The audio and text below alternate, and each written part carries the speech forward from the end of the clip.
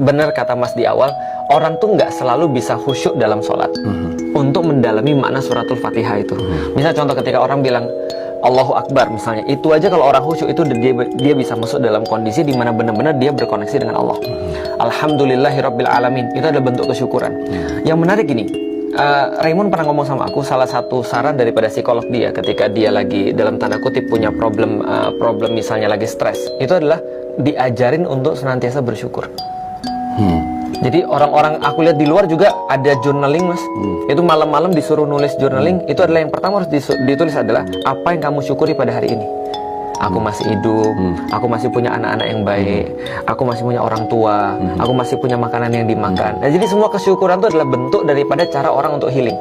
Nah, kalimat pertama, koneksi dengan Allah, bukan istighfar, bukan juga bismillah.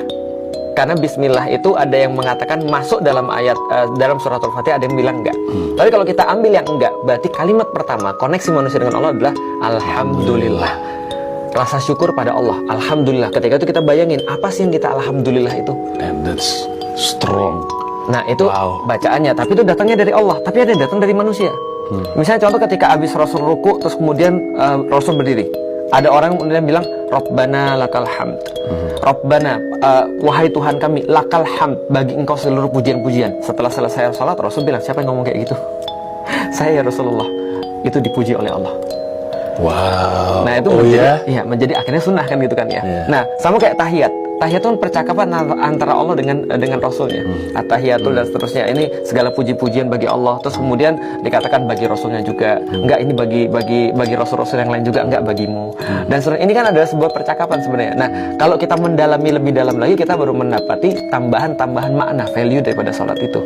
Bahwasanya benar sholat adalah bagaimana cara kita berkoneksi dengan Allah, diawali dengan grateful, rasa syukur.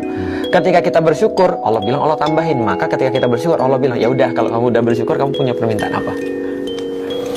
Wow, berarti nggak mungkin, bukan nggak mungkin ya, aneh sekali untuk orang tergerak sholat tanpa di luar iman ya, tapi tanpa rasa cinta.